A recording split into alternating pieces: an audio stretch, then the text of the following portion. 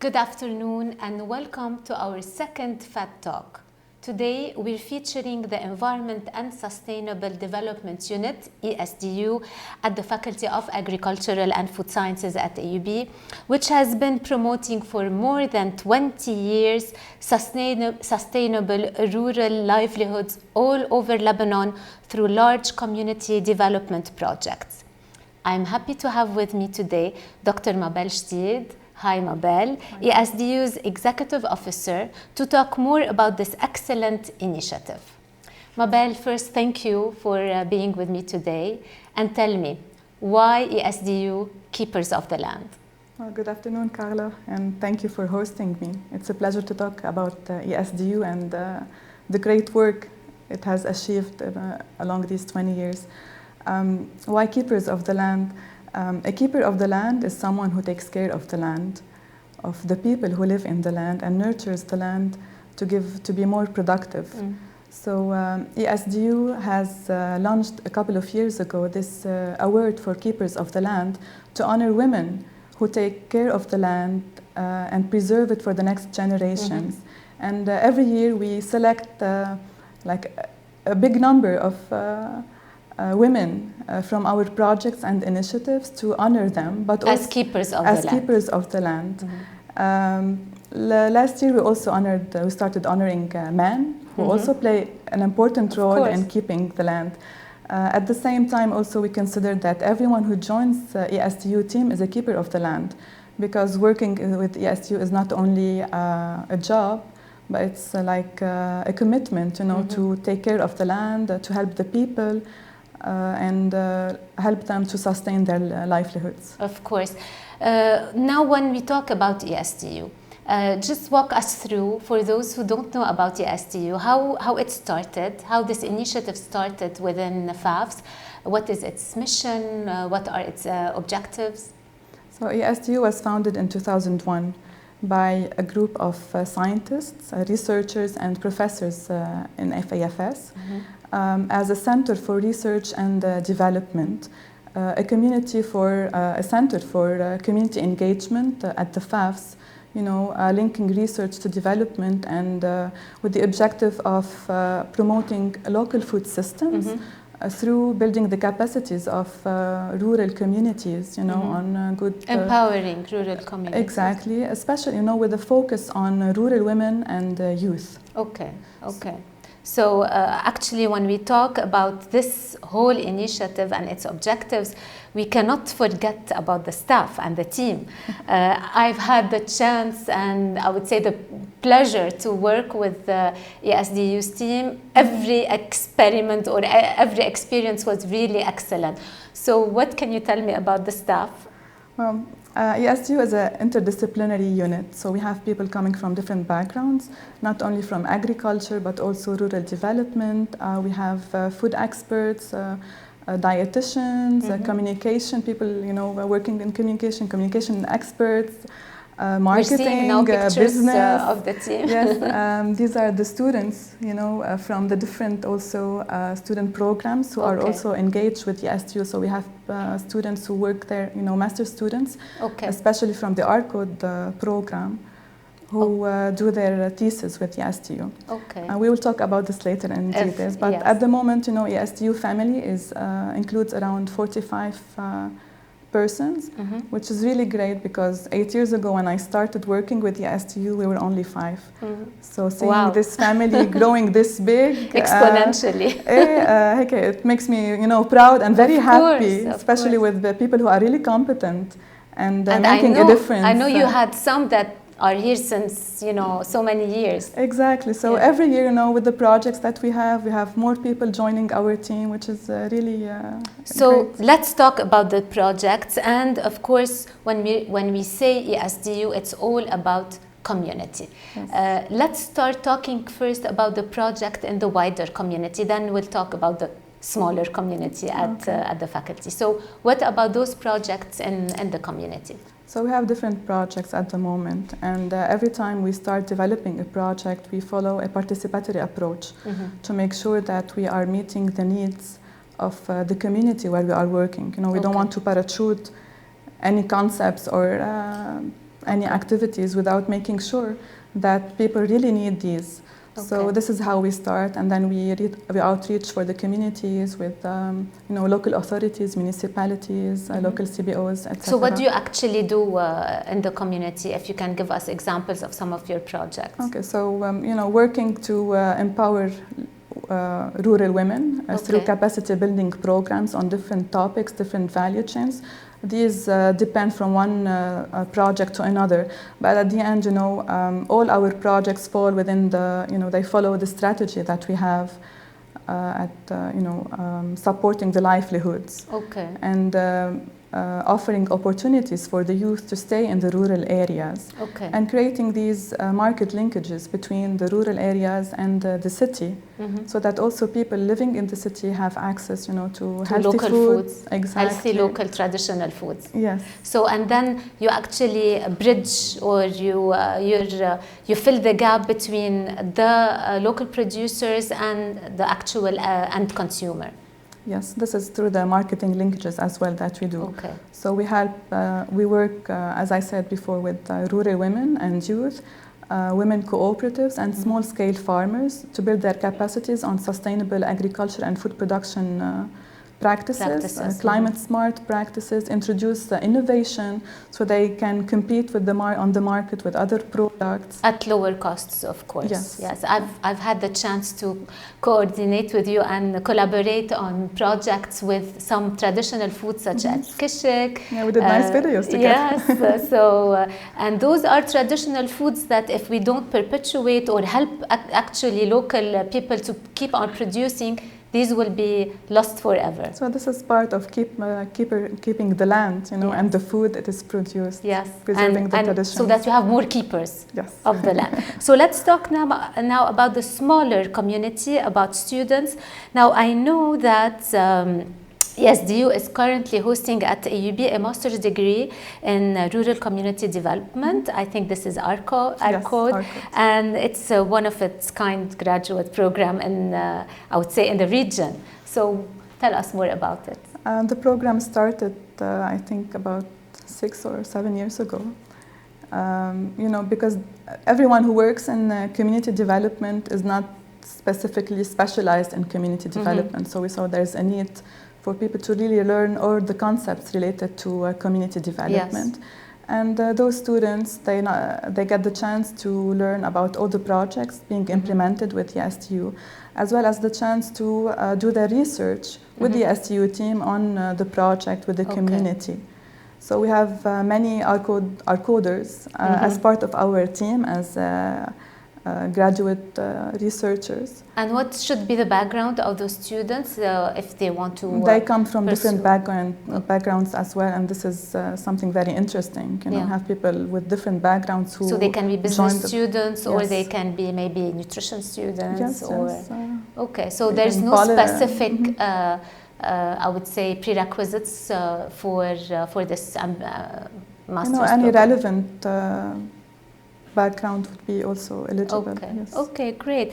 Now, I know that the ESDU established the Food Heritage Foundation, and this is the foundation that is very dear to me. It's a non-profit organization aiming at promoting local food systems again, and conserving and documenting, which is most importantly, documenting Lebanon's traditional food heritage.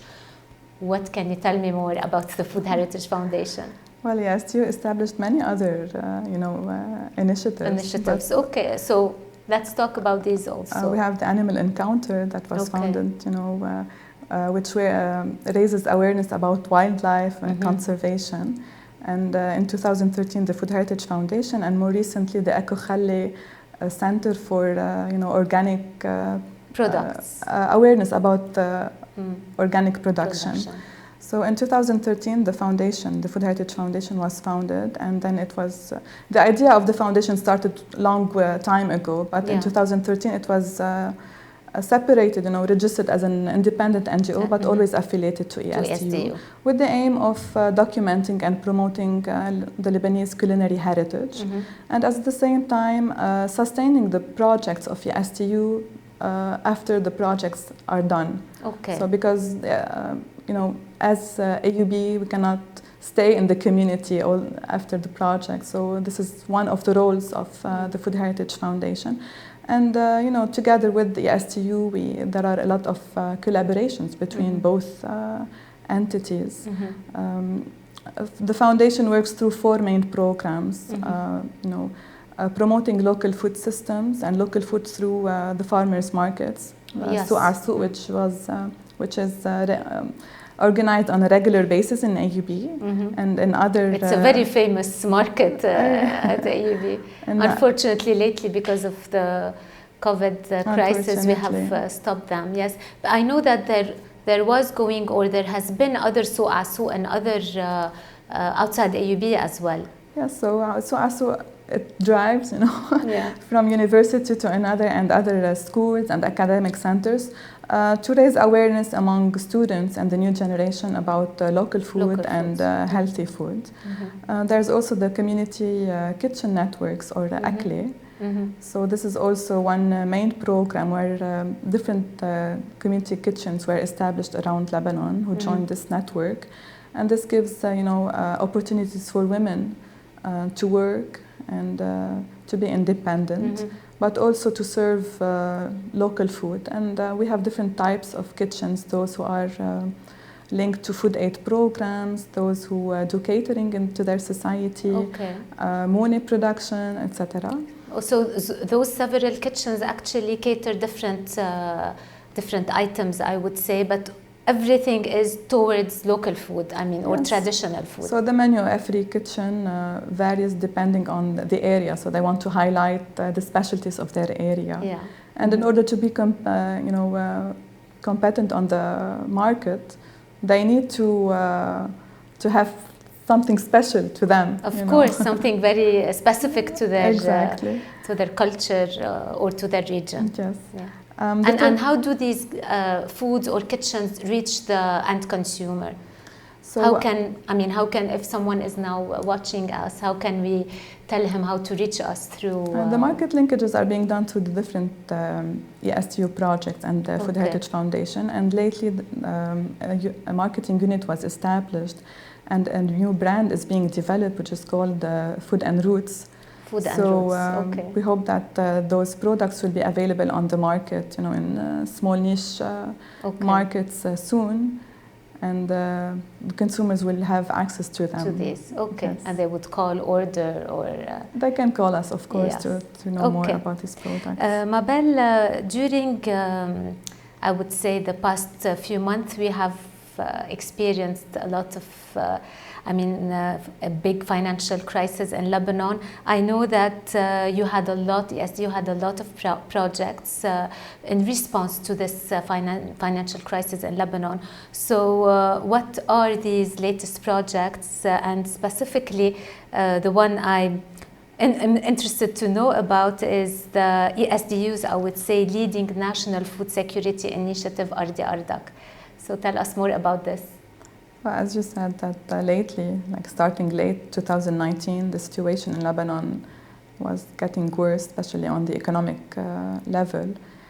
So this is why in December 2019, ESDU, in partnership with the Food Heritage Foundation, the Lebanese League for Women in Business, and Zico House, launched Ardi Ardak, a national initiative for food security, to help people who are, vulnerable people to get access to food, but also to be able to produce their own food through different programs under Ardi Ardak. And then later with the COVID-19 pandemic and everything that was happening and Beirut port explosion. So starting May, we started distributing seeds and seedlings for small-scale producers, farmers and women, but also for people in the city who wanted to grow their own food. We distributed more than 100,000 seedlings and about 50,000 seed bags. So we have all over Lebanon? All over Lebanon. So we have around 2,000 households who benefited from these seeds and seedlings. And at the same time, we were also following up with them with technical support to make sure that they are planting right, following sustainable practices. Of course. Yeah, and then with the blast, No, before that, with the corona, with the COVID-19, we started receiving a donation to distribute Mooni boxes for the vulnerable families.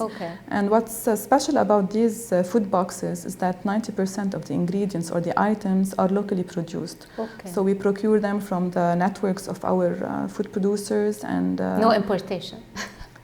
No import? Not directly. Like some items are not available, we know, so are not produced here, but you know, like the pickles, the jams, the dried fruits. All are locally produced? Yes, from the women and from the cooperatives.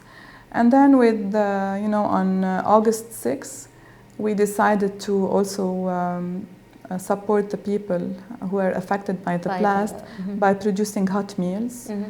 We started with the kitchen Akli in Zico House, and then another kitchen from our network from Khiara village, who is also led by women. They joined us, and we were able to produce during 15 days more than 3,000 hot meals. Were distributed to the affected families and also to the volunteers who were helping. Of course, because we need to feed our volunteers. Yes. Okay, so now I think we have a video that shows us a little bit about these specific projects related to, of course, in response to all these catastrophes in Lebanon. So we will see the video, and we are ready to take your questions if you have any questions right after the video. For all those who would like to donate, in the description of the video there is a link where you can click for your donations. We'll see the video now, and we'll get back to your questions right after.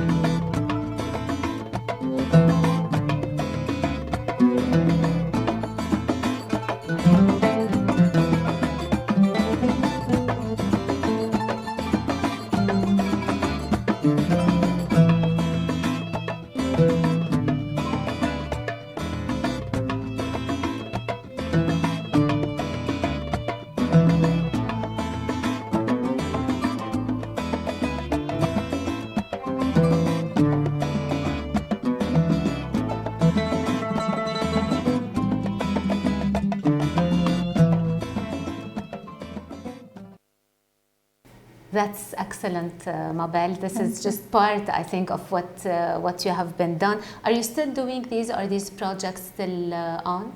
The initiative of Arda Ardak, of course, it's still ongoing, and you know, as far as there's need to help, we are still helping, and we are still receiving donations, either in kind or in cash, to assemble food boxes and distribute to people who are in need.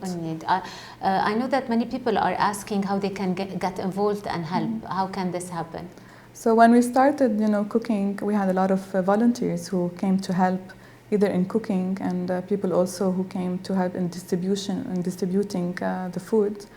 And people who donated, we had a lot of ingredients coming to the kitchen from fresh. Which is great because now the price of the ingredients is escalating. Exactly. So fresh vegetables, fruits, and canned food also. So part were used in the cooking, and the other part was assembled in the boxes. So people now can also, to volunteer. Once we have a distribution of boxes, they can come help to assemble the boxes. As well. Okay, so you need volunteers to help in assembling and donating in kind also, exactly. And maybe help in cooking as well. Once we are cooking, yes, sure. Yes, sure. Okay. Now we started having questions, so I encourage everyone, if you're still with us, if you want to ask any questions or have any inquiries to Dr. Mabelle, please do not hesitate. So one question, in light of the deteriorating socioeconomic situation, how do you see the role of ESDU transforming in regards to combating food security? So even before this situation, ESDU has always preached to preserve and promote local food systems, because when you depend, Lebanon depends a lot, like 80% of its food is imported, and it's very important to, now maybe it's a bit too late, but we still have some chances to enhance our local production. So this is what we've been doing, and we will continue to do, supporting the producers and farmers and teaching them how to produce in the best ways possible. And in sustainable ways. Yes, I think we are in an era in Lebanon where it's the best timing for your projects, for what you have been doing for the past 20 years. Sometimes we joke about this, but it's true. Like we've been doing this for 20 years. And now it's really time to join efforts with other NGOs, with other entities who also want to contribute, to enhance food security. So through local production, because now we're talking a lot about our production and it being weak. So maybe this is the time to join forces. And also promote local diet. When you go back to your roots, to the you know better than me in this also, that eating the food that you produce and not depending on... Your ingredients, not depending on travel. And of course, we have plenty of ingredients like the freak, for example. I mean, this is a treasure that we only have in, so we're exporting freak, but we need to promote eating it. Exactly, I have some issues with freak in the family. I mean, most of the members like it, except for my son. He has sometimes issues. So, it's an acquired taste. They're not used to the taste the smoky taste. But then it's never too late. Another question, Mabelle, what projects do you have in the pipeline that we can learn more about? Okay, so we have different projects being implemented at the moment with different partners and from different donors. There's the women empowerment women economic participation, which empowers women to participate economically. It's being implemented with the ACTAD and DOT and other partners. What do you We're working on different value chains and helping the women building their capacities on good practices. For example, in the production of vegetables and their processing, rural tourism, handcrafts, soft skills, etc. This is being supported by UNDP, and it has been complemented recently with a small project as a response to the COVID-19 situation, also to raise awareness about the measures, again, to protective measures for COVID-19, but also to... you mean during production? Yes, on the field and in the factories. But because work should not stop, even though we're in the COVID-19 crisis. I mean, they should keep producing to feed. But they need to take the good, protective measures. But also, there's a cash for work component in this project, for people who lost their jobs, or for vulnerable people. Another project is also being implemented with the Lebanese League for Women in Business and an Italian NGO called COSPE. It's supported by the WFP project program. It has two components, one for food for training, so we train people on also different value chains, and the other component is more focused on support, technical support and market support for agricultural and women cooperatives. Okay. Another project is called MedSnail. MedSnail is nice because it is implemented with different partners from the Mediterranean region, and it sheds the light on local food systems and local food, but also on the people who are behind this food. So it's a nice project. You can follow, of course, all the activities of ESDU on our social media platforms. Pages. Okay. So I've had also the chance to know about the Ambaris Labna, which I personally didn't know of, and wow, that's great. I mean, it's something that is not being done anymore, except when really they have the chance and the training. And I've attended the trainings that you actually do to women on how to produce their own labne, this Ambaris labne, the this traditional. This is part, of the capacity building, but also to revive the food production that are disappearing, because there is a lack of know-how. And sometimes the new generations are not interested to preserve these traditions. So and we want to revive this. Some equipments that we've been losing, such as the jars. The jars. Yes, I mean, if no one makes the jars, you cannot make the labne. Yeah, and the jar, it's very specific. So there has been some videos and stories about this. I encourage all to actually check these out. And we do have some few minutes for questions. So how can we get more involved with your emergency relief efforts? So people are asking how they can get more involved in your emergency relief So the involvement can be either through donating or through, volunteering to assemble the boxes, to distribute. Okay, so they can directly contact you through the social media platforms. Yes, they can also send an email to eSDU@aub.edu.lb. Okay, and what do you think is going to be the biggest challenge that the agricultural sector needs to overcome in the COVID-19 era? What is the biggest challenge, Mabelle? I think it's not only about the COVID-19, but it's also about the economic situation that Lebanon is going through. Importing agricultural input is one, and then marketing the products. The products. So on the input level, we can find some solutions, going back to organic production and using chemicals less and less is one option. Sustainable agriculture. Yes, exactly. Sustainable agriculture practices. On the market level, we need a lot of. This is the role of the government, and to open the borders and to find ways how to export. How we can export. True. Yes. Because as much as we can also, support with the prices as well. Prices with the taxes, because as much as we produce, Lebanon as a country, we're a small country, and there is a certain limit to how much we consume. Exactly, and then we produce part, but there are many other products that we do not produce and that we need to import. So So I think that's it. If we don't have any more questions, what would be your message for today, Mabelle? Well, I encourage everyone to go back to their roots, especially when it comes to food. And we've been known to be a resilient community, resilient people. So some people now say that, like, how far can this resilience be?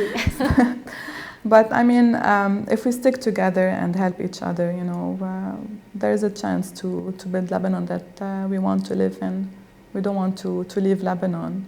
Inshallah, Mabelle. Inshallah, ma I think with initiatives like yours, like the ESDUs and its projects, I think we can we can be positive. We can see a window of light. This is a positive at the end of the tunnel. Yes. Thank you very much for being with me today, and thank you all for joining us for this talk. Don't forget that we'll have weekly sessions, so stay tuned to our next sessions coming on, and I'll see you then.